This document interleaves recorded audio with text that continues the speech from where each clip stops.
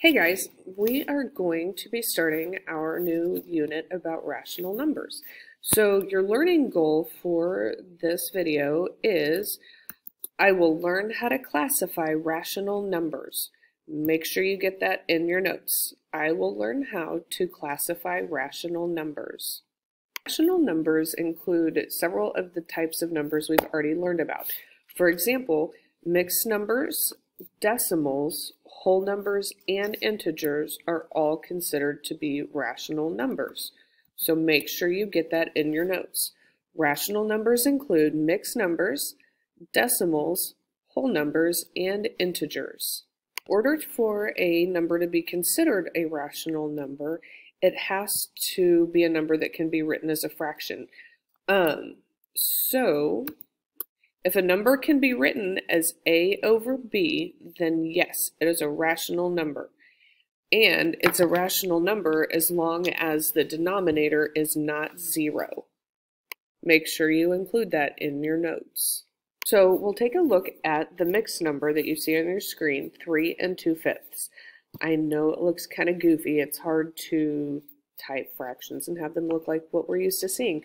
So we have 3 2/5. Yes, it is a rational number because when we turn it into an improper fraction, it is greater than 1. Even right now, the fraction is greater than 1 because for the whole number part of it, we have a 3. So to write 3 2/5 as an improper fraction, we wind up with, so what is it, 17/5, which has our fraction written as a over b, so 17 is a, b is 5, 17/5, and the denominator, which is 5, is not 0. So 3 2/5 is a rational number.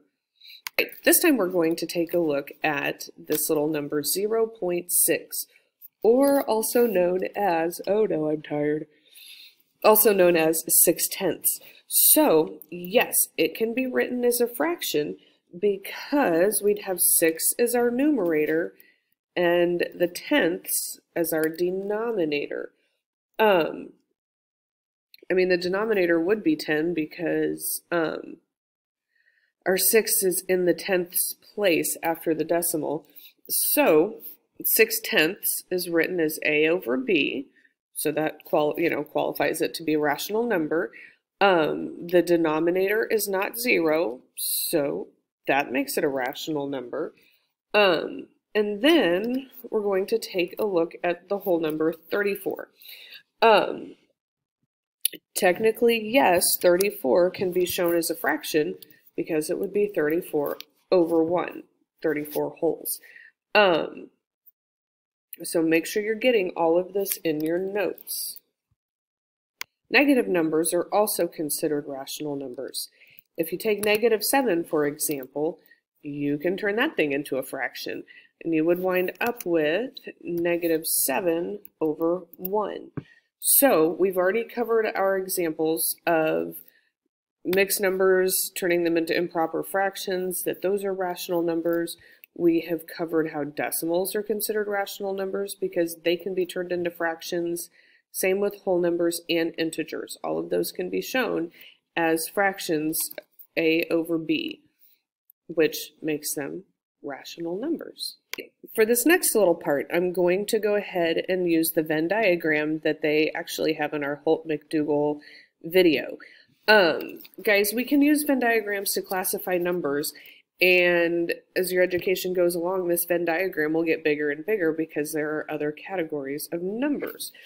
So when we look at this diagram, you guys, we can see that whole numbers fit inside integers, and whole numbers also fits inside of rational numbers. So that means that whole numbers are considered integers and rational numbers. But if we take a look at just integers, only whole numbers fit inside of integers. Rational numbers don't actually fit into the integers circle. So whole numbers can be integers, rational numbers cannot. Rational numbers, you've got your integers and your whole numbers included in that category. So let's say we had the whole number of 75. We could take 75 and put it right inside of the whole numbers category circle thing, which would mean that 75 is also considered an integer, and it is also considered to be a rational number. But let's say we had something like 3/4 or 35/100. 3/4 and 35/100 would fit into this rational number section, but it would not be able to fit into integers or whole numbers. So fractions and decimals are going to fit inside of the rational numbers section, but fractions and decimals will not go into integers, and it won't go into whole numbers. The number -15. -15 would fit into integers because when we move up to the integers category, that's when we start including negative numbers. So -15 would be an integer. -15 would be a rational number, but it would not fit into the whole numbers category. So guys, make sure that you get all of this written in your notes. Draw your own little Venn diagram like the one you see here on your screen. Feel free to put the number 75 into the whole numbers, -15 in your integers, and you can write 3/4 and 35/100 into your rational numbers, so you have examples right there for you in your notes.